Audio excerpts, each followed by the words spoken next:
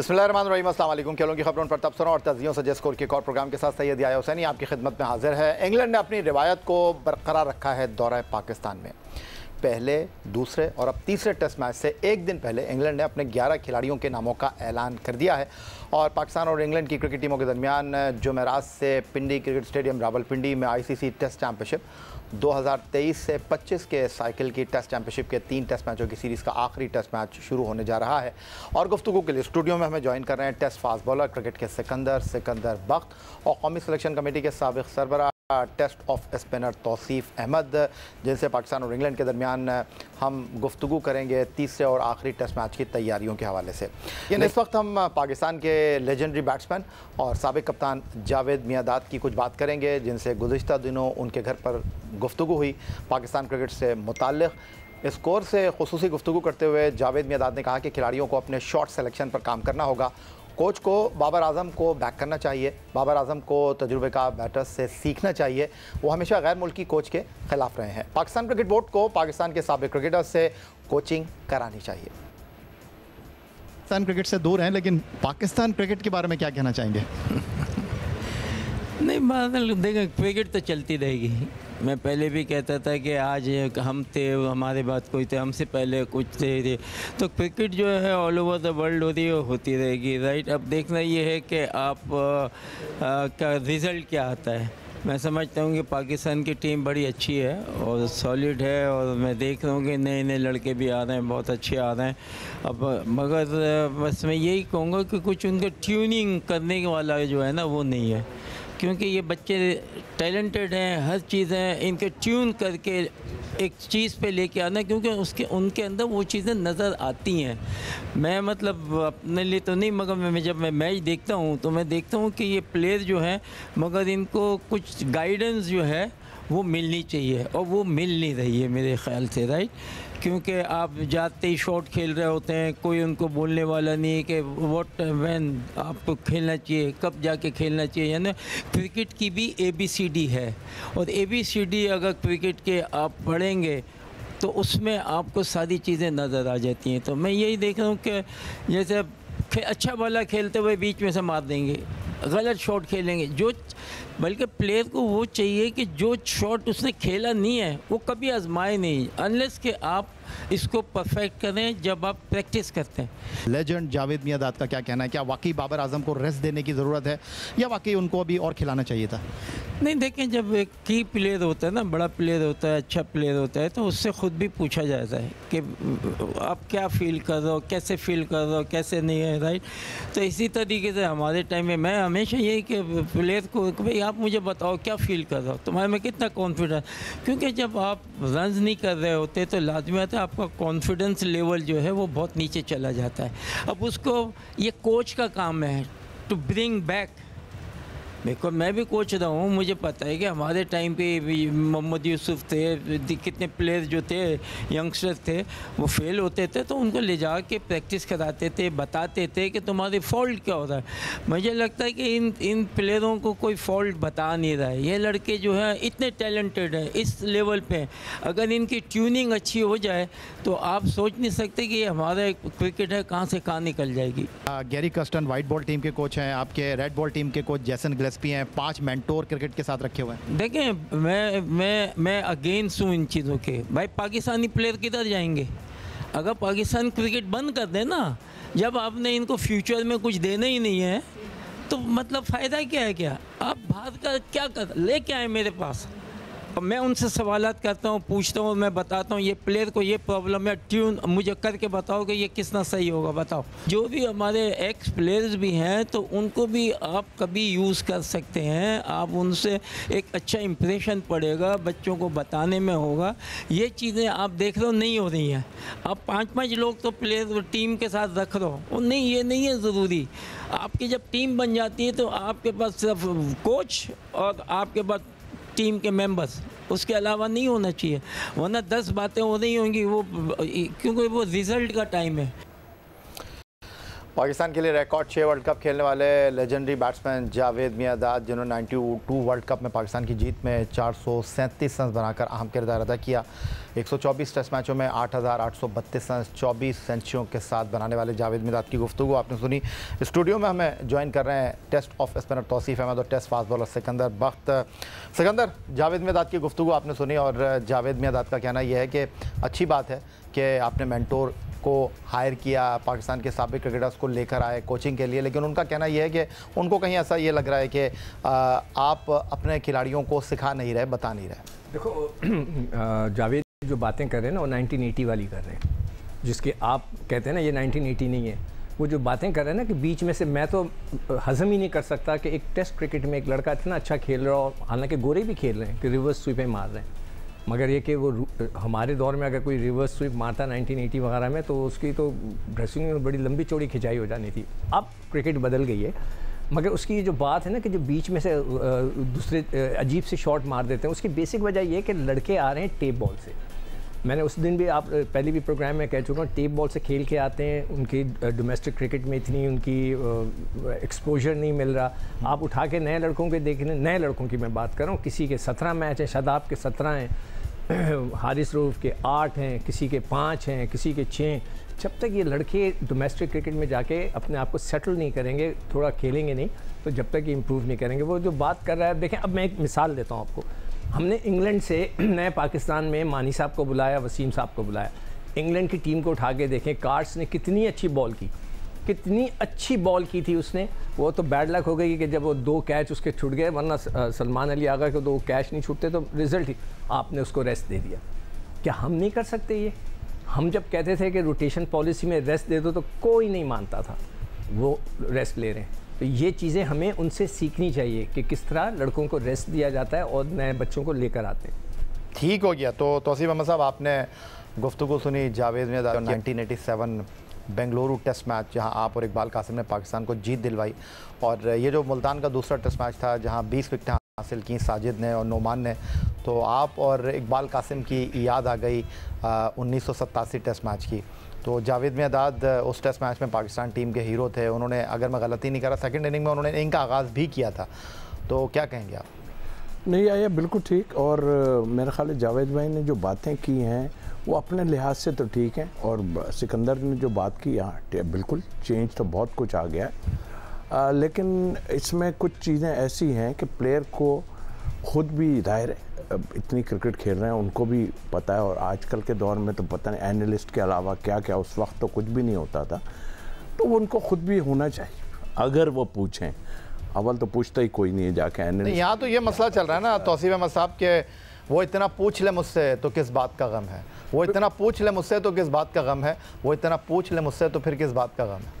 सही कहा आपने। और ये मेरा ख्याल है कि माइंड जो है प्लेयरों का ऐसा, देखिए खेल ज़रूर गए, और मैं तो एक लफ्ज़ ज़रूर कहूँगा कि बहुत जल्दी बहुत सी चीज़ें मिल गई हैं हमारे लोगों को, और वही वाली बात कि फ़र्स्ट क्लास ना खेलना, एक्सपीरियंस की बात कि जब आप जितना नहीं खेलेंगे जितना, उतना ही आप जो है कर पाएंगे, और उसकी वजूहात नज़र आई है। खैर बहरहाल उस पर हम मेरा ख्याल है अब तो बात करने का फ़ायदा नहीं, सारे यंगस्टर पड़े हैं, हम अडॉप्ट ही नहीं कर रहे हैं, देख के भी अडॉप्ट करता। हमने अडॉप्ट किया, देख के चीज़ों को देखा और उस पर अमल किया, और अपने ग्रेट प्लेयरों से। बात यह है कि जावेद भाई जिनकी बात कर रहे हैं कि पाकिस्तानियों को ही करना चाहिए, पहले पाकिस्तानियों को एक जगह जावेद भाई मिलके जमा कर लें इन सारे ग्रेट प्लेयरों को, तो मैं फिर मान जाऊं कि हाँ भाई मैं भी देख चुका हूं बहुत कुछ, चाहे पीठ पीछे बात करते हो या अंदर बात करते थे। नहीं, आप बहुत सारों को जमा करने की बात कर, असिस्टेंट कोच है ना अजहर महमूद, वो तो कह रहे थे स्पिनर ही नहीं है आपके पास। वही मैं बता रहा हूँ ना, तो ये तो वो देखें, ये तो इतनी बातें हम कर चुके हैं कि अजहर महमूद जो आए हैं वो भी कहीं से आए, और वो यहाँ से तो बात ही नहीं करते ना, वो उनकी यहाँ से कभी कुछ कहते हैं कभी कुछ कहते हैं, तो भूलना भी नहीं चाहिए ना चीज़ों को कहने के बाद। लेकिन दो दिन पहले ही उन्होंने जो है हमारे कह दिया कि हमारे पास पाए के स्पिनर नहीं है, तो हम इनसे पूछे कि अभी जो हुआ वो क्या हुआ। इसलिए कि हम बिलीव ही नहीं रखते अपने स्पिनर्स पे। ये मैं आपकी तरफ आऊँगा सिकंदर, मैं ऐसे तो ब्रेक लेने के लिए जा रहा था, मैंने कहा लेकिन आपसे पूछ लूँ। हमारे पास एक ही इस फॉर्मर क्रिकेटर हैं अजहर महमूद, जो टीम के साथ एसोसिएट हैं। वो तो बांग्लादेश के खिलाफ कह रहे थे हमारे पास स्पिनर ही नहीं है और हमारे पास मिस्ट्री स्पिनर है। मिस्ट्री स्पिनर तो अब दूर दूर तक दिखाई नहीं दे रहा, लेकिन वो ऑफ स्पिनर साजिद खान, वो लेफ्ट आर्म स्पिनर नोमान, जिनको हमने डिस्कार्ड कर दिया था, वो आपकी जीत के मुहर्रिक बन गए। देखिए जो मिस्ट्री स्पिनर का तो मैंने आपको उस दिन प्रोग्राम में बताया था कि सारे कमेंटेटर्स ने बैठ के बोला कि कोई भी मिस्ट्री स्पिनर कामयाब नहीं हुआ है दुनिया में। वो साल 2 साल अच्छा खेलते हैं, उसके बाद वो नहीं वो बात आपकी ठीक है। मैं कह रहा हूँ असिस्टेंट कोच कह रहे थे पाकिस्तान में स्पिनर ही नहीं है। असिस्टेंट कोच मैं क्या बोलूँ, उनको तो मैं बहुत अच्छी तरह पहचानता हूँ। जिस तरह की वो PR बनाकर चलते हैं वो मुझे अच्छी तरह पता है। मेरे सामने वो, मैं उस टूर पे था जिस ज़माने में वो PR बना रहे थे, तो मैं उनको मैं क्या बोलूँ, मैं उससे ज़्यादा नहीं बोलूँगा। मैंने पिछले प्रोग्राम में मोहसिन नकवी साहब को एक एडवाइस की थी, मैं वो एडवाइस दोबारा कर देता हूँ कि नकवी साहब, आपने इतने अरसे में आप आए हैं, आप बहुत बिजी हैं, दूसरे काम भी बहुत हैं, आप ये एनालाइज करें कि किस लड़के ने आपको, किस क्रिकेटर ने क्या एडवाइस की और वो क्या थी, क्या वैल्यूबल थी या उसको पता ही नहीं। ऐसे लोगों की अब छुट्टी होनी चाहिए कि जैसे अजहर साहब हैं कि उनको पता ही नहीं था कि स्पिनर है नहीं है। आपने उसको टीम का इंचार्ज बनाया हुआ है जिस शख्स को यही नहीं पता कि पाकिस्तान में कोई स्पिनर है या नहीं है। तो ये सारी चीज़ें नकवी साहब को खुद बैठ के देखनी पड़ेगी। मैंने कहीं पढ़ा है कि शायद आकिब जावेद ने उसके अगेंस्ट भी बात की है, जो मेंटोर्स हैं, कि इनको भी हटाया जाए। आई डोंट नो, आपको अगर पता हो तो ज़रूर मुझे बताइए। अच्छा चलें देख लेते हैं। फिलहाल प्रोग्राम में वक्त हुआ एक ब्रेक का और इंग्लैंड ने एक बार फिर अपने 11 रुकनी का ऐलान कर दिया है पिंडी टेस्ट मैच के लिए। पाकिस्तान टीम की इस वक्त क्या तैयारी है उस पर भी नज़र रखेंगे, लेकिन एक ब्रेक के बाद।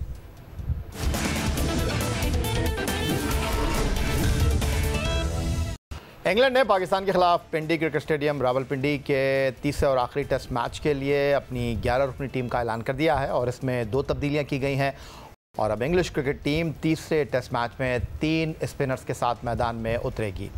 जैक लीच और शोएब बशीर के साथ लेग स्पिनर रेहान अहमद को तीसरे स्पिनर के तौर पर टीम का हिस्सा बनाया गया है।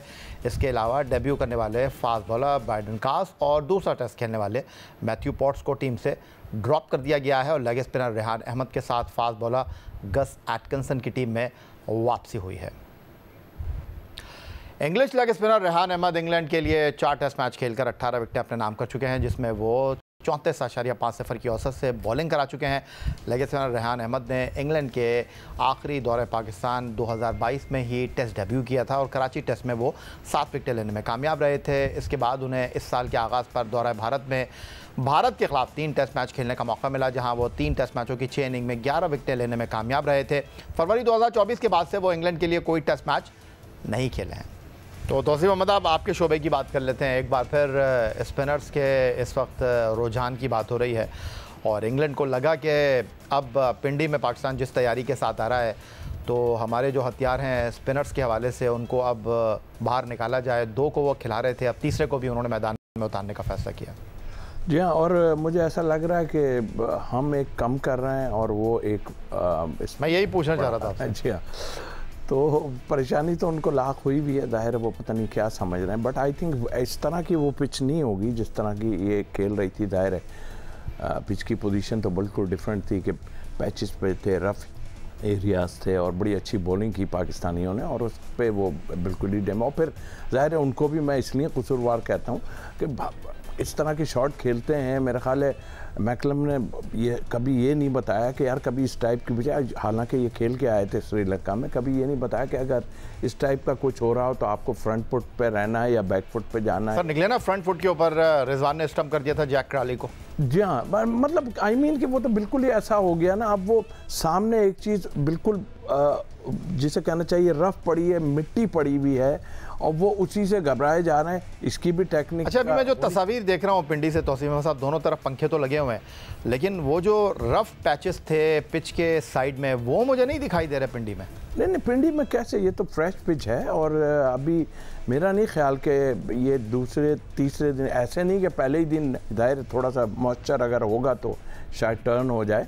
बट आई थिंक मेरा ख्याल टाइम के साथ साथ यहाँ भी टर्न होगा और उस पर डेफिनेटली इस तरह जो है जो पाकिस्तान ने स्ट्रेटजी बनाई थी वो तो खैर रफ हमें नज़र आ रहा था, इस पर भी यही स्ट्रेटजी होगी। ये जो सिकंदर बख्श साहब, तौसीफ अहमद साहब बात कर रहे हैं कि वो लेग स्पिनर इंक्लूड कर रहे हैं, आप लेग स्पिनर को एक्सक्लूड कर रहे हैं, तो मैं ये आपसे जानना चाहता हूँ कि क्या कहेंगे आप। ठीक है, पहले टेस्ट मैच में जो इस टेस्ट मैच से पहले हुआ, जाहिद और नोमानी बॉलिंग करते, नोमान और साजिदी बॉलिंग करते रहे और बेचारे जाहिद जो हैं वो अपनी बारी का इंतज़ार करते रहे, उनको बहुत कम बॉलिंग का मौका मिला।